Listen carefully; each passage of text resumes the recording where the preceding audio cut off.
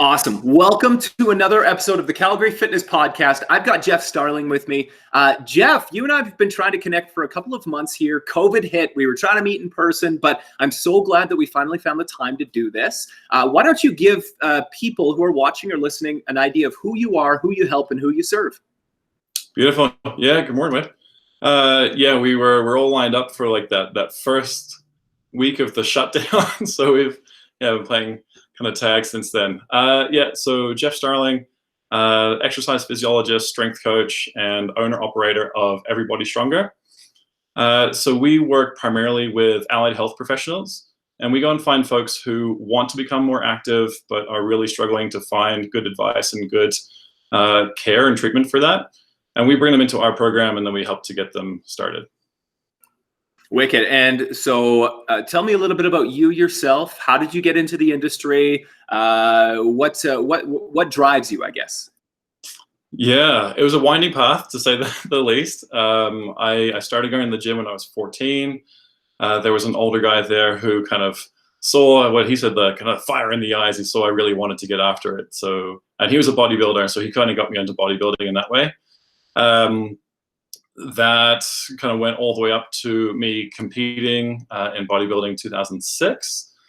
And then after that, my world sort of personally fell apart a little bit. I ended up moving to New York City from Sydney.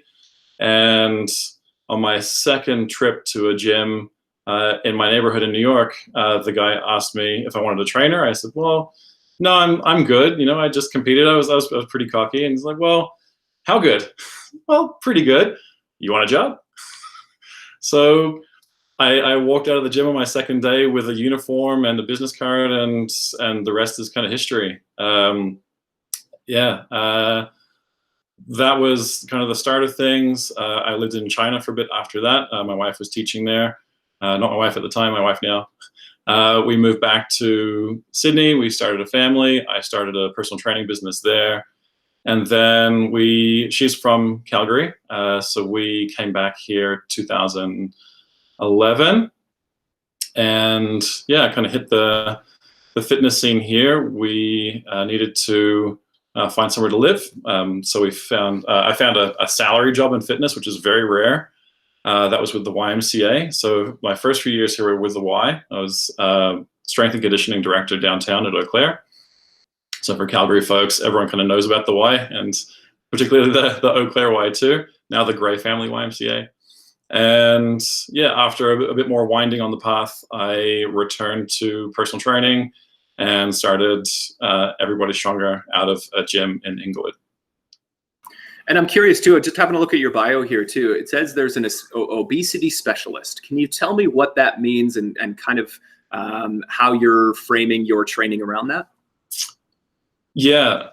So through working with a variety of populations, as we do when we're training, when we're just starting off, we kind of work with everybody who will say yes and give us money. And then over time, you really hone in on who you work with most effectively. And I started to realize that who I worked with most effectively, like who I served the most effectively, were folks who were not already fit looking to get more fit. These were people who wanted to get fit either for the first time ever or for the first time in a long time. And that led me into obesity care, and that got me partnered up with a clinic here at the Calgary Weight Management Center in Bridgeland here in Calgary. And this was a physician-led facility, and I became part of an allied health team there. So that was with physicians, with psychologists, with dietitians, with registered nurses, and myself and another exercise physiologist. And with more and more time spent with that population, realized that really is a massively underserved market. So through that connection, I also got involved with, at the time, the Canadian Obesity Network recently shifted to Obesity Canada. And I have been the chair and co-chair of the Calgary chapter for the last almost 5 years. Wow, that is incredible. Isn't it amazing too, just hearing your story from where you started in the bodybuilding world to where you are now? Like, that's a big shift. Yeah, huge shift going from, you are literally being awarded for your physique. That's how you're being critiqued on how you look on stage compared to the people next to you, to completely throwing all of that out the window and having to really hone in on this is physical activity for health versus physical activity for physical benefit and appearance. Wow, that's amazing. That's kudos to you for really recognizing that as an underserved population. I don't even want to use the word underserved market, because the thing is if you treat people like they're a sale or things like that, then you can, it really shows through, but it shows that you're really trying to help people. Yeah, that is our number one goal, is to go and find those folks who are really struggling to add a base level of activity into their lives and have been let down by other people, by the industry, by messaging, by their doctors often, and other people in our industry, and show them that no, this is okay. We can do this in a safe way. We can do it in a productive way, and we can do it in a way that is not body centric, and we can just focus on the health benefits of the lifestyle benefits, the mental health benefits. And if you really want to, we can pull out a scale, but otherwise you won't see one, you won't hear that word, and we won't discuss numbers like that unless you're training for competition and you want to calculate percentage body weight or max efforts and stuff. I love that holistic approach, because I think that's honestly how my business has shifted. I mean, I haven't been in the industry as long as you, but that's how my business has shifted. When I first started, it was, could I ever be a bodybuilder? I never got into bodybuilding or anything like that. But now it's really understanding. And that's from having a lot of empathy towards the people that you're trying to serve, and compassion. Because when I've had people sobbing on the phone with me, telling me their story, then something clicks in your head that this is more than just calories in, calories out, lifting 3-4 times per week. I mean, there's a lot more that goes into it than just, what you see on the magazine covers and what you hear in the media. Oh, massively. Yeah. And fortunately, I think that this conversation is becoming a little more frequent, thankfully. And there is starting to be a shift. There is definitely an overwhelming saturation of the opposite, where this is, even during our COVID lockdown, people are really stressed out, really freaking out about losing their gains and the changes in their routines and their body shape, and a lot of self-image attached to the way their body looks and looks to others and comments and such. And if there's, we're learning a lot at the moment. We're in week 9 or 10 now. Who keeps count anymore? And thankfully the message is getting through from people like yourself and from us and from others that, like, this is not the time to be worried about the way that you're looking and weight going up or down or missed training sessions. Like, this is the time to just be well and be safe, and to look after the people around you and to be looked after by those too. I mean, some people, especially in Calgary, they're struggling to put food on the table, let alone, trying to get their workouts in, trying to, stay on track to their plan, right? Whatever that plan looks like. So I think you're right. Let's get back to that in just a little bit, but I do want to know a little bit about Everybody Stronger. What's the team like? And, you mentioned COVID. Let's talk about how things have really shifted now in this new world. Yeah. So it's primarily myself. I am the, I can't remember, like, cook, cleaner, and bottle washer, chief bottle washer, whatever that is. And yeah, I have a small sort of referral team. I have a business coach. I have an accountant, those kind of small business staples. And I have, you had Laura Flood on one of your early episodes. Yeah. And he works with us as a contractor. So we were reaching a point where I couldn't serve the number of people who are knocking on the door. So I put the call out to friends in the industry, and her name came up. We had one conversation. I knew straight away she's going to be a great fit. She understood the conversation like we're having now. came at it from a really positive, very holistic place. So she's part of our team too. It's actually how you and I met, which is great. And when I was at the previous gym, I had other trainers doing a bit of contract work here and there, but primarily it's us. We operate out of the YW in Inglewood.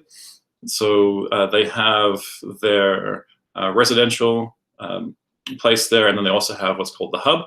And this is about a 2,000 square foot fitness facility, beautiful, beautiful space, lots of natural lighting, all brand spanking new. They also have 2 multi-purpose rooms and then a community kitchen. It's a 70-person commercial rentable kitchen. So we have now taken on the contract to provide fitness services for them. And that's where we will be relaunching when the doors are allowed to open again. That's amazing. Are you doing any online training with anybody right now, or how you keeping in touch with the people that you're serving? A little bit. You're the small business owner and you're used to doing 20, 30 sessions a week in person with folks, a bit of small group training in there too. And then literally overnight they say, well, gyms are closed. Good luck with that.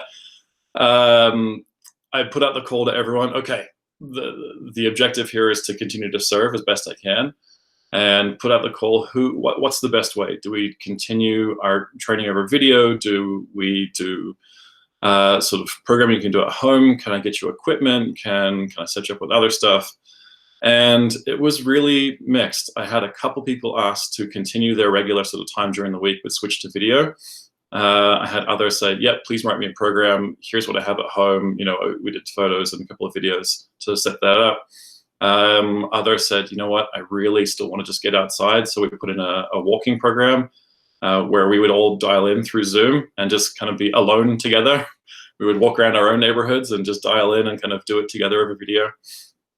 And others said, look, my workload just tripled because I have folks who work in healthcare, I have folks who work for the city, folks who work for the police. And they said, I don't have a moment to think about exercise right now. So then the objective came, okay, just keep in touch, kind of be almost like a sponsor, let them know that I'm thinking about them, and keep in touch that way.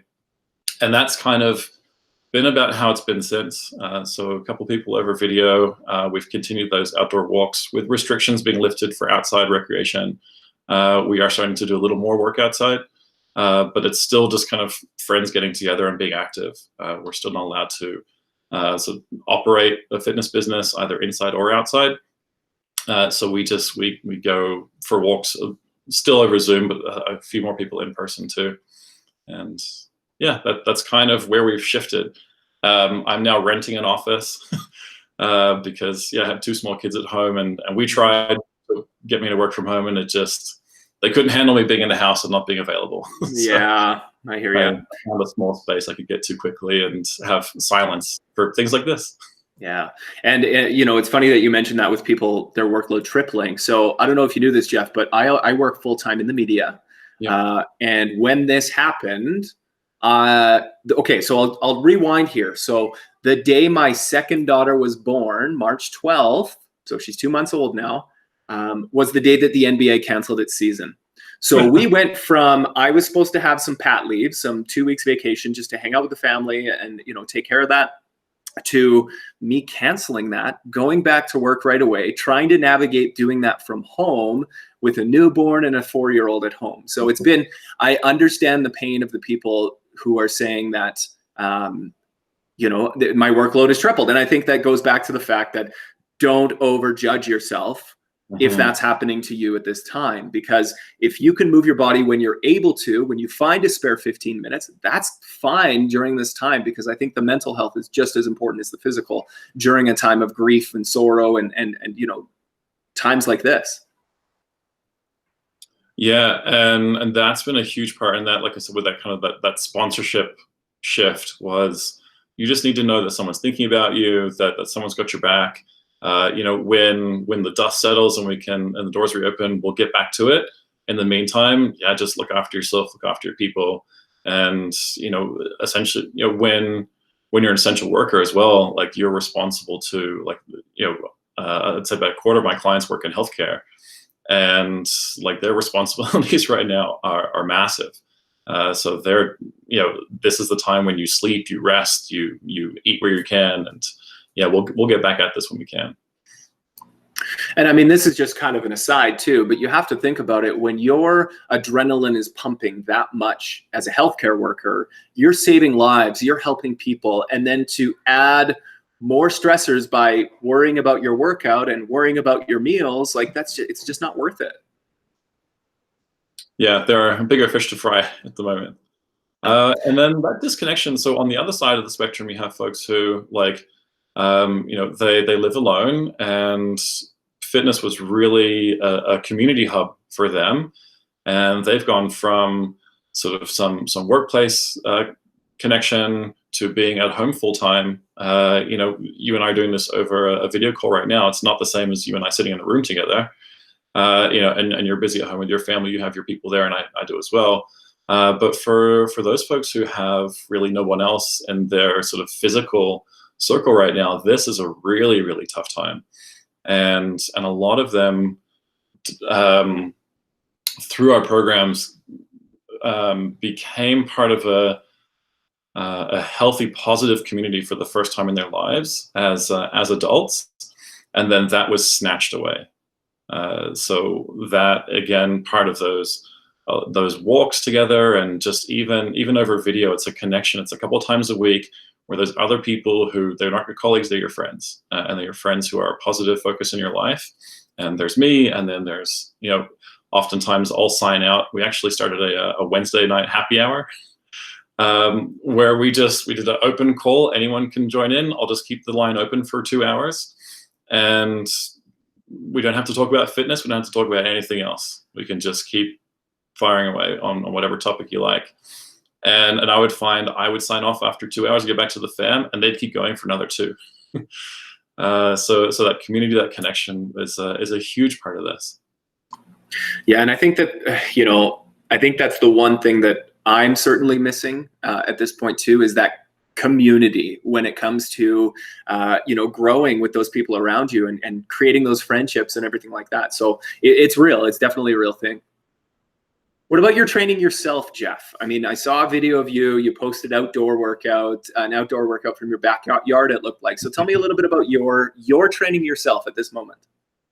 And this almost goes hand in hand with that previous question about continuing to serve people as well, because I train for strongman. I'm a competitive powerlifter.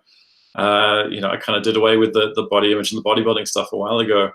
And I just kind of found that I prefer to focus on what I can do rather than how I look. And that's part of that journey for myself as well.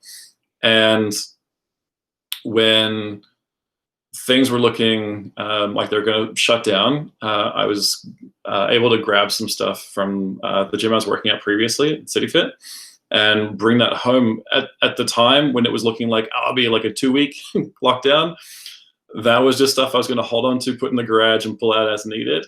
As things were looking like they're going to take longer and longer, I dabbled in, okay, so what can I do? It wasn't good enough to go outside. I didn't have space to work out in the house or in the garage. Okay, like actually I did one of Laura's yoga workouts with my kids over Zoom. Very humbling.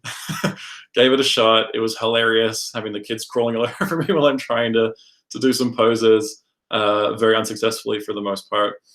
Tried to do some kettlebell workouts, tried to video some kettlebell workouts, tried the Zoom thing, and I just couldn't get motivated. Like, I'm the guy who does this for a living. It's to like, just do what you can, whatever.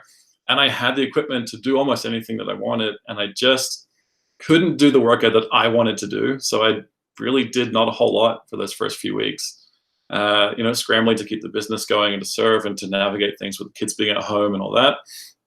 And then when the weather got better, thankfully, I was able to pull some of the barbells outside.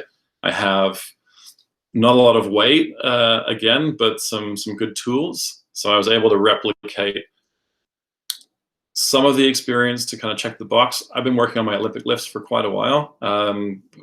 Better on clean and jerk, really been struggling with the snatch. Mobility is okay, but not fantastic. Speed, again, I'm a kind of bigger, heavier guy. I don't move that fast. So I went, you know what? Let's use this time to really focus on the areas that I want to work on and improve on, and kind of focus on those challenge spots. I had a shoulder injury I hadn't been treating, so I spent some time on that.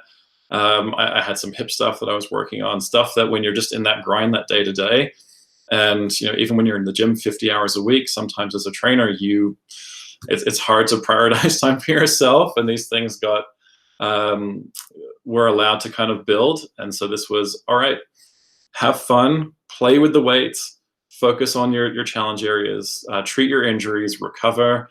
Man, talking about workout for health, there's a couple of things that COVID, like the lockdown, has really opportunities it's provided. And number one is sleep. I have not slept this much in 20 years. I'm an early morning guy. I'm up at 5 at the gym for usually first client by 6. I'm there for 9 hours. I rush home to meet the kids after school. It's crazy hour for the next 5 hours or so till after dinner in bed. Hour to finish dinner and high five the wife on like a 9:30 bedtime. And yeah, so to be able to sleep as much as I want, get up, enjoy workout in the backyard, in the sunshine, literally doing, sun salutes to the sunrise. It was just, it's been lovely. It's one of the few silver linings of this time, but it's one that I've embraced to the fullest. Yeah. And I think that's going to go into a lot of people's minds right now, because, if people are trying to say, for example, hey, I should be running a 10K today, every day I should be doing, no, you shouldn't be doing anything.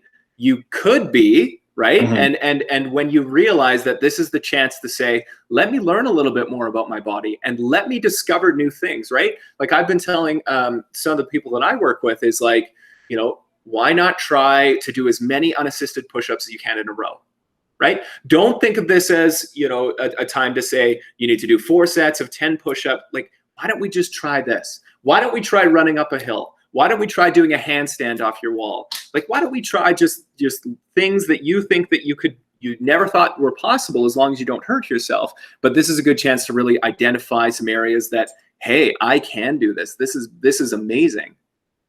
And it's a longer window than I think we anticipated, but it will end, and it will hopefully never happen again.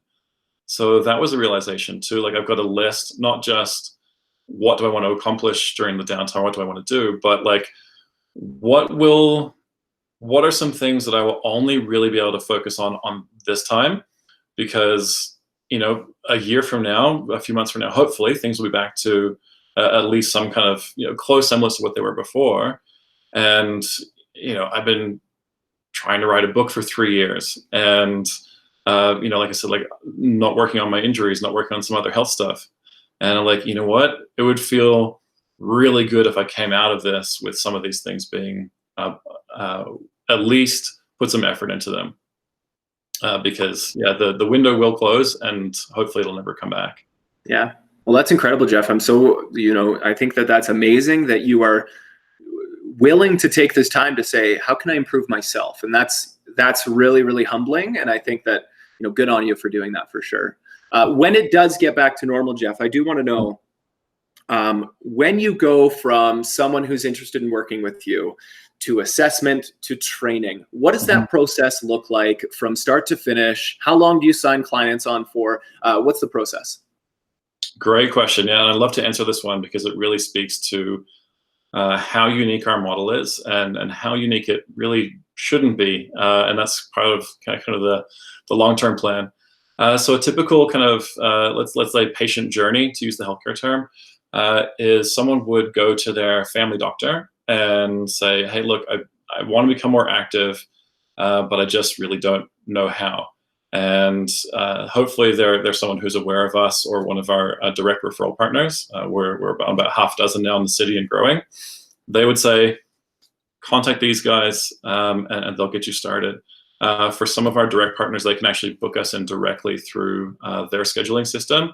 So that person can leave their appointment with their family doctor with an appointment booked with us for their initial consultation. That meeting is in person. At the moment, it's on video, but it's face-to-face in street clothes. But previous to this in the gym. So we would meet at reception, make it very clear that there's no exercise in the first appointment. It's purely just a Q&A and a get to know each other. We would walk past the gym so they could kind of see it, but then they didn't have to touch it or like, have to sort of step foot into it. And then we go to a room in the back. I actually have my stuff in the office here. It's literally a kitchen table on a rug with plants. The whole purpose was make this feel like, I don't know about you guys, but the hub of my home is the kitchen table. We probably spend most of the time we're in the house around that table, whether it's schoolwork or meals or just kind of catching up.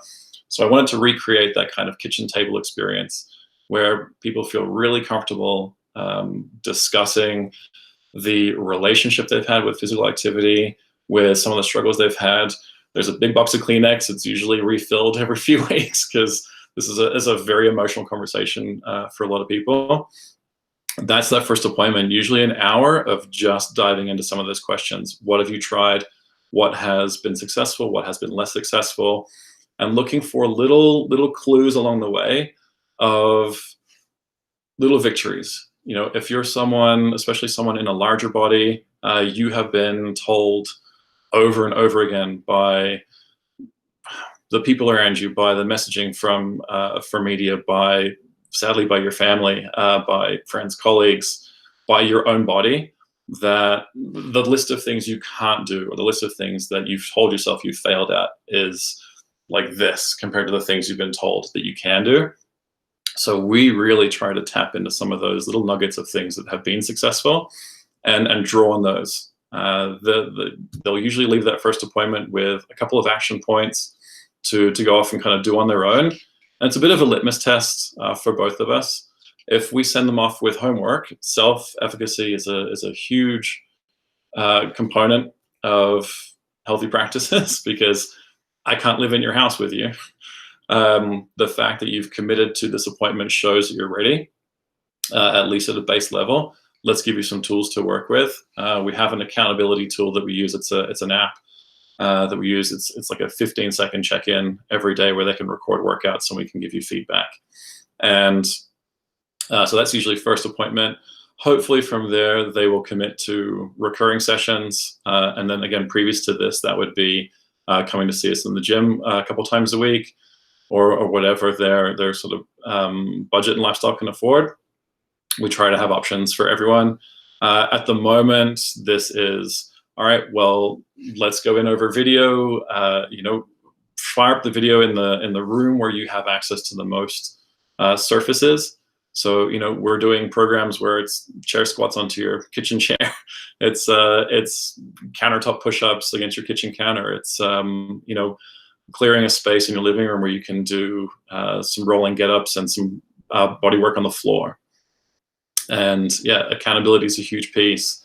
Regular updates to programming and that checking in and then making sure that they're confident in the work that they're doing. We're confident that they're getting some stuff done. And really not harping on, I said 3 times last week, you only did 2. What's going on? Like, hey, let's try and do something every day that may look a little different each time, but let's try and get something. And if not, it wasn't that day. We'll try again tomorrow.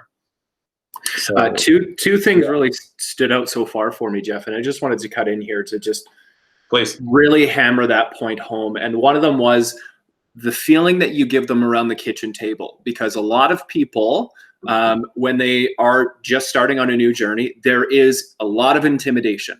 There is, the sounds of the barbells. There's people grunting in the gym. Mm-hmm. Yeah, I'm not saying that's in your space, but you get that perception when you go to the big box gyms. There's, people in tight clothing, and there's a big intimidation factor. So the fact that you can sit down one-on-one and say, listen, you're a person, I'm a person, let's talk like people. And number 2, the other thing that really, the other one that really got back to me too was the fact that you're doing body work with what they have available. It doesn't always have to be dumbbells and barbells and kettlebells. Like, while those are great tools, you can use a lot of you can do a lot of work with just your body. And I love those 2 points, Geoff. So continue on. I just wanted to hammer that point home. No, that's great. And let's kind of rewind to that that intimidation factor. And this is either an environment that that someone has attempted before and sadly been faced direct intimidation with grounds like heartbreaking stories, like a lady I worked with who was in her 50s. She tried to go to the gym in a larger body and was at the gym, and there were a big commercial gym and a couple of younger kids, and they had their phones out and they were laughing, and she realized they were recording her on the treadmill and making comments. And it's you can't imagine that this is actually happening, but it is. So that was like, gyms, no way, never ever again. Yeah. This is the kind of person who they will say, Geoff, I understand it's a great program, I just can't do it. And I'll say, let's do this. I'll come meet you at your car, and I will walk you through the reception all the way to our desk at the back. If that is still one step too far, I'll meet you at a coffee shop. This is just a conversation, or we'll do it on video. We'll do it from my house into your house, wherever you feel the most comfortable about opening up, and then let's start from there. And that process can take the first 2 or 3 meetings. That can be, that first meeting is just us, or if it's getting someone set up with a program where it is distant, say, okay, we can't meet physically in person. What do you have available to you? And it's the gym, but I'm terrified. Okay, so your first visit to the gym, you're gonna go into the reception, you're gonna introduce yourself, or just ask, to have a look around, and you can turn around and leave. That first session at the gym could be literally just stepping 2 feet into the gym, turning around and leaving again. Your second session, you may go and look at the gym floor itself. You may just go, okay, yeah, that's a treadmill, that's a bike, here's the change rooms, here's the towels, here's what I need to bring. Great, turn around and leave. Session number 2, you've been to the gym twice. Session number 3, this is the big one. You may come in some exercise gear. You may put 1 foot on the track of the treadmill. Okay, I went on the treadmill, leave. 4th session, 2 minutes on the treadmill, fantastic. Next time 3, next time 4, and then go from there. Hopefully before long, if you go at a consistent time during the day, you start to see some familiar faces. Hopefully someone will introduce themselves, and then you start to have some sense of belonging and some sense of community and some sense of being in the right place, rather than that deep set feeling of, I don't do gyms, gyms aren't for me, we don't hang out, this is for fit people, this is for other people, this is for not me.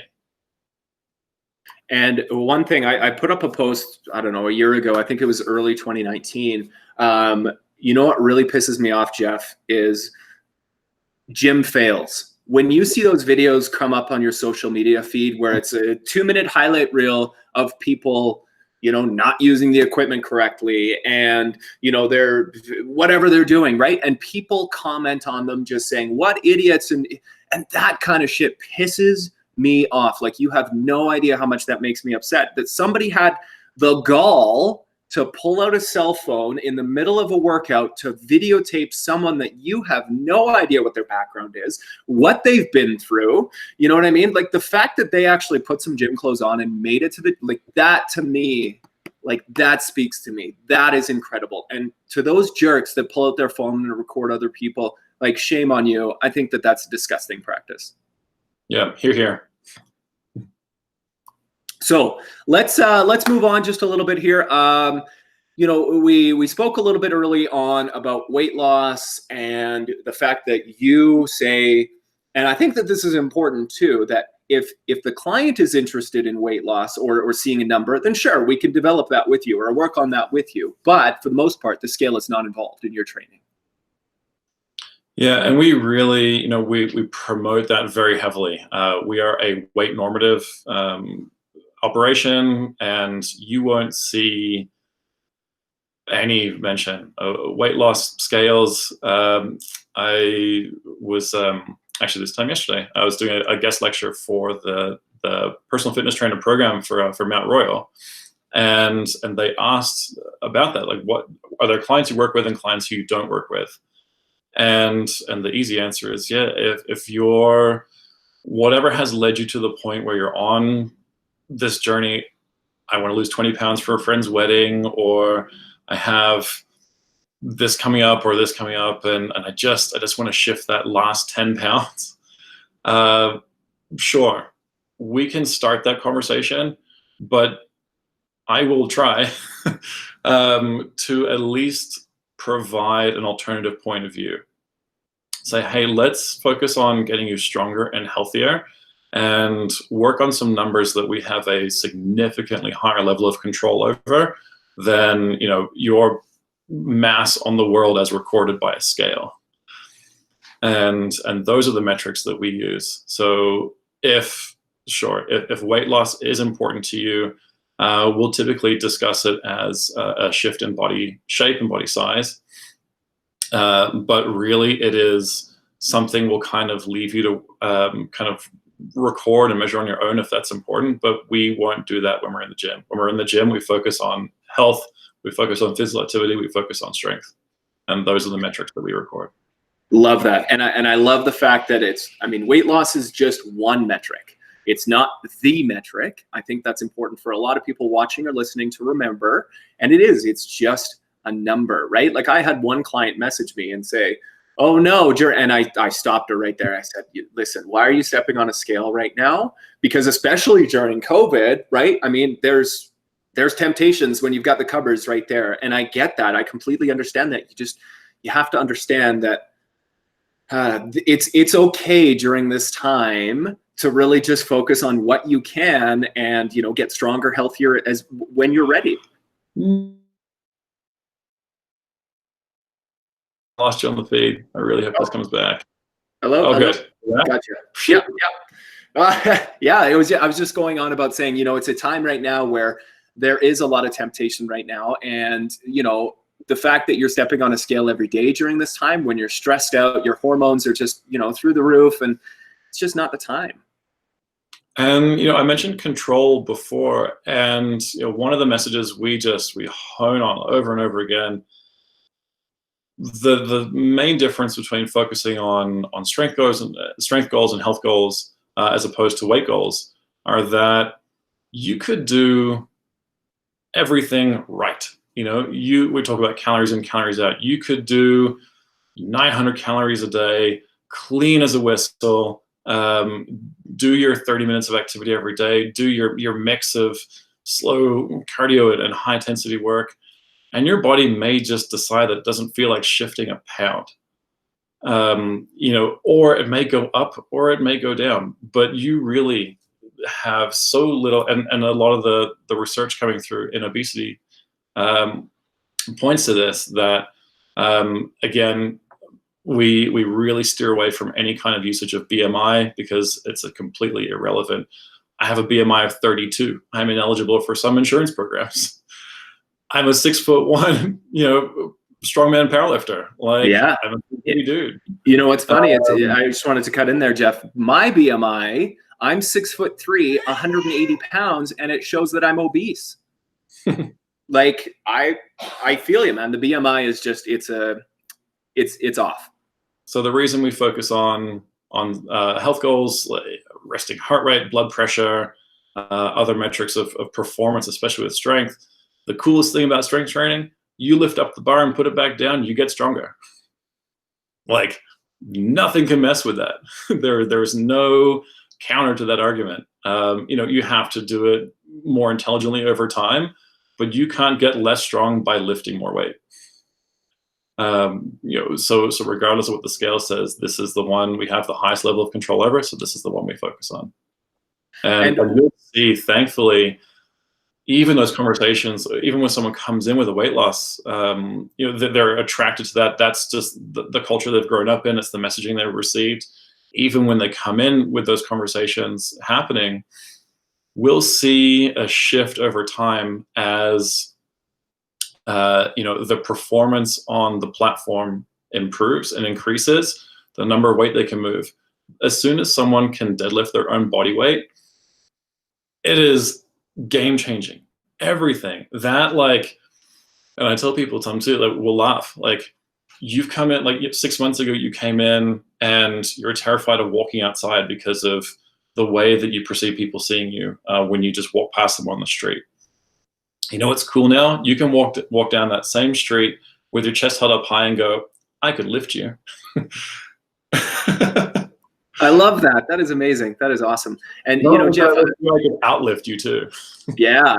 And I do want to give a caveat here too. My journey into the fitness world is I did go on a big journey myself, and I ended up losing a lot of weight in a year. So for me, like, I was 240 pounds and I ended up at 170. Like, but for me, I got stronger, I got healthier, I got a better relationship with food. It's no longer to me about those numbers. It is now what I was able to do with my relationships with my body, with the food I was taking in, the sleep, the water, like that kind of stuff, really understanding how it impacted my body rather than just saying, hey, it was 240 to 170 and that's it, game over, I'm done. No, it's just, it was a door opening experience for me. And now it's just, I think that I have the empathy to understand that with a lot of people. And it's been really game changing for me, for sure. And a lot of time you'll see a shift in body weight or body measurements or body size, the way clothes fit, the way you feel in your skin, the reflection that you see back in the mirror, that will shift. And, we won't deny its power and its significance, but we treat that as a byproduct, not a focus. I love that. I love that. So if you were to give me top 3 metrics that you focus on, I'm going to guess that strength is number 1. Yeah, that's just a guess though. But what else would you put in there in 2 and 3? I would put, sort of energy and restfulness. The way that you feel from the start to the end of the day. Because we know with increased physical activity and increasingly muscle mass, your metabolisms are more steady burn through the day, and that those like kind of spikes in and spikes and troughs in energy start to even out. And I would say so energy through the day, and then sleep and restfulness as well. Are you able to go to sleep when you get to bed at night? Are you able to wake up feeling rested? And then the third one is the conversations that you're having with yourself. So it's slightly difficult to measure. You couldn't sort of record it on a scale really, but it's that conversation, like when you look back at yourself in the mirror, who do you see? What messages are you telling yourself? When you walk down the street and people are looking at you, what do you tell yourself that they're looking at? Are they smiling at you? Are they scowling at you? Like it can be, if you video recorded that, those interactions, from a third person view, I don't think you'd see a shift, but as that person living that experience, those conversations can be completely different. And that is a process. It's going to take work to have those conversations with yourself. And I think it's a daily practice to look yourself in the mirror and tell yourself one good thing that you like about yourself. Maybe it's the way your hair looks that day. Maybe it's, the way that you wear your wedding band. Maybe it's that you enjoy, the way that you smile. Like it's got to start small. And I know that it's hard, but it is a daily practice to really, try and tell yourself something that you love about yourself. Yeah, thank you for sharing your kind of weight journey and that experience too. We haven't touched on this, and it's not always one that I pull up, but we were on a longer interview. It's probably worth mentioning. So part of my journey to focusing on obesity management as well, and 2 things I want to mention here. A lot of the work that we do with Obesity Canada is addressing weight stigma in both healthcare practice and in public. And one of the goals that we really have is to start to shift the terminology that we use. So instead of saying, an obese person, we separate the, in Canada, it has been classified as a chronic disease so that it can have access to research and funding for treatment. But it is a person living with obesity or someone having obesity. So as soon as you separate the don't want to say condition, I will say the disease, just because that's the classification from the person, then you address the two independently. So if you say, the obese person, then that is using that as an identifier for that person. Yeah, it's labeling them. That is a person living with obesity. It separates the two and means you can treat the obesity as independent from treating the person. Number one, and I try and bring that into every conversation, because the more people start to make that shift, the more hopefully that conversation changes. Number two is, very soon after that experience of being the onstage bodybuilder and having body image being very kind of integral, the weight on the scale, I had this big goal. Oh, I'm going to get to weigh 250 pounds and look like this and do this. I underwent almost a full year of some pretty invasive medical complications, during which I lost most of my left lung and ultimately my entire stomach. So I was in hospital for almost a month. I was nil by mouth. I was being fed through a tube and what they call a TPN. So I was being basically fed by a white bag of goop that was putting potassium and stuff into my body. I lost 50 pounds in hospital. Like, I went in stage ready, pretty much a bodybuilder. I came out feeling completely emaciated. I was chopped to bits. I have significant scarring from it, and the loss of the best part of, well, one full and the best part of another organ, and having to kind of reconcile after the fact of, okay, so I guess standing on stage and flexing isn't in the on the cards anymore. What do I focus on now?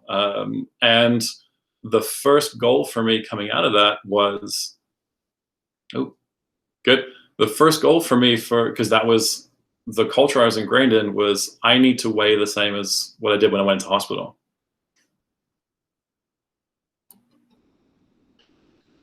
We still good? Geoff, I got you here. I think the picture's frozen, but I still have audio. Oh, perfect. Okay, sorry, I might have to edit that out. And number two was, all right, so now I am going to be heavier, stronger, and more powerful than I was before I went under surgery. And I crossed that milestone a couple of years ago, actually, at the time when I was competing in powerlifting. My first powerlifting comp in 2016 was, I was stronger, heavier, and more powerful than I ever was pre-surgery. And that, even though we try and separate ourselves from this culture of body image and scales and all that, it was still, for me, it was a big milestone.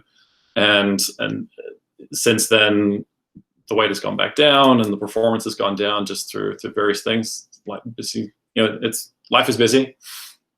We can't always do everything at the same time. And just to say, it's a journey for all of us, right? And some of us, I imagine you kind of reached a point where you're like, all right, I'm going to do this for a year. I'm going to just really get after it. And some of us, it's kind of imposed on us. But everyone's on their own journey. Everyone has variations of these conversations with themselves. And no matter how much work we put into things, we still carry let's say cultural baggage with us that we're all kind of working on at our own pace. Yeah, I mean, and I just want to make something clear here. Did you lose the organs due to your training in bodybuilding, or was it something completely unrelated? Completely unrelated. So my lung, I had what they call a pulmonary sequestration. So the kind of cells in the lower lobe of my left lung never quite functioned properly. And I got pneumonia, and the pneumonia kind of set up shop in the tissue and had no way of being exhausted. So antibiotics weren't working.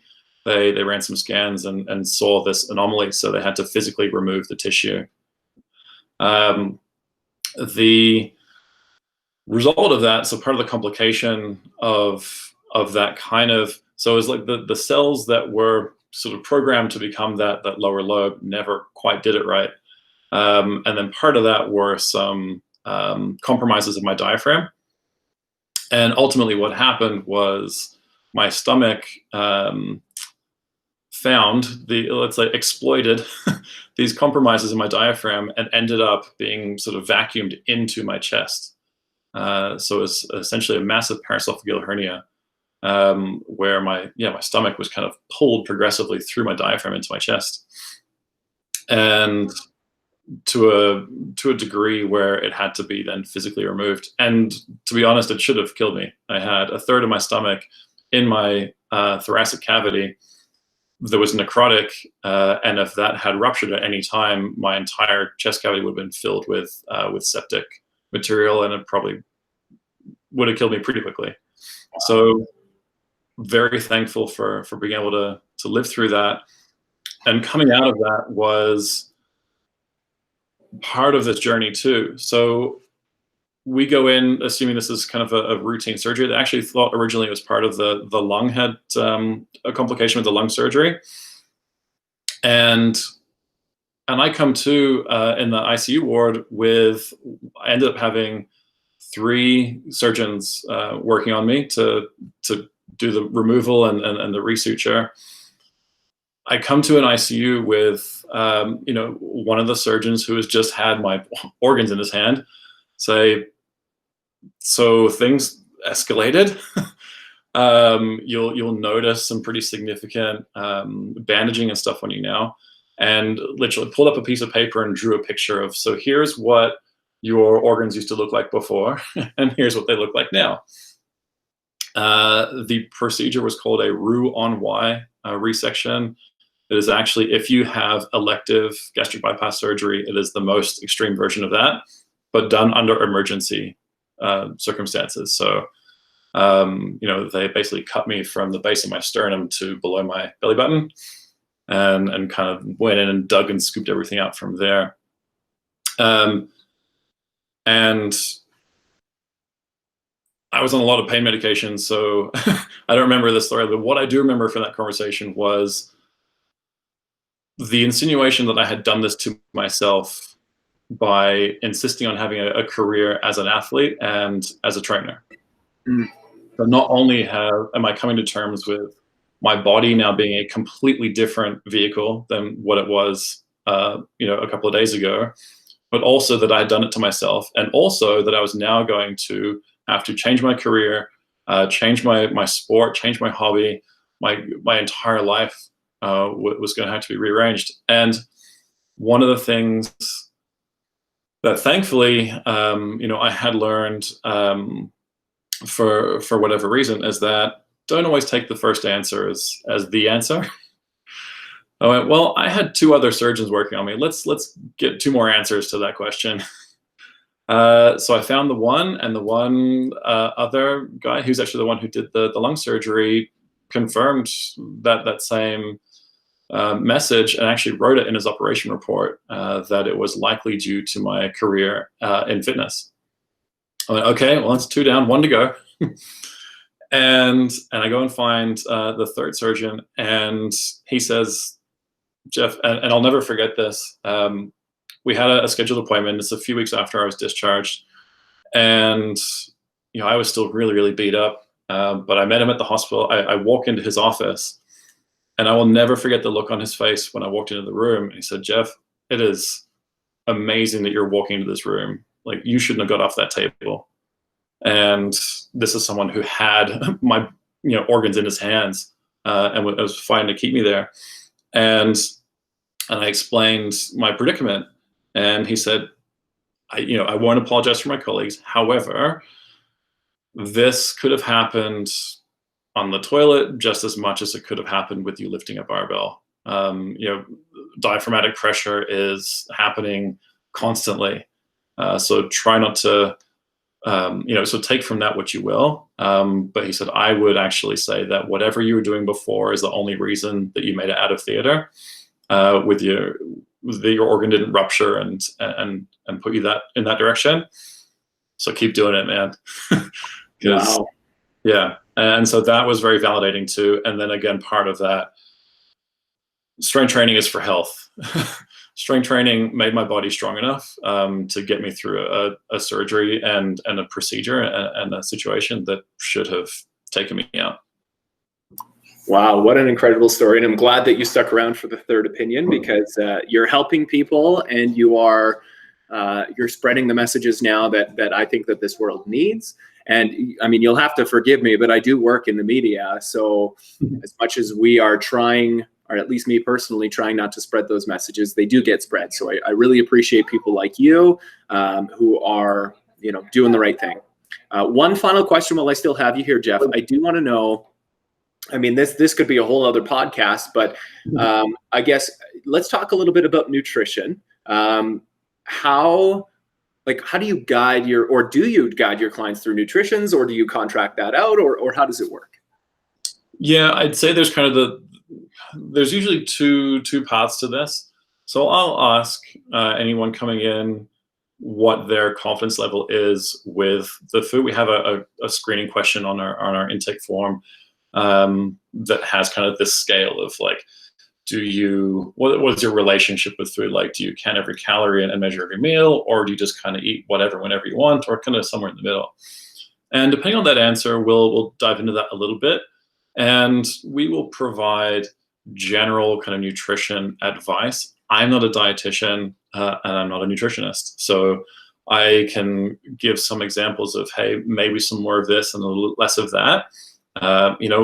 Like every other fitness professional in Alberta, and I believe in Canada, we cannot give advice that is in any way opposed to the Canada Food Guide.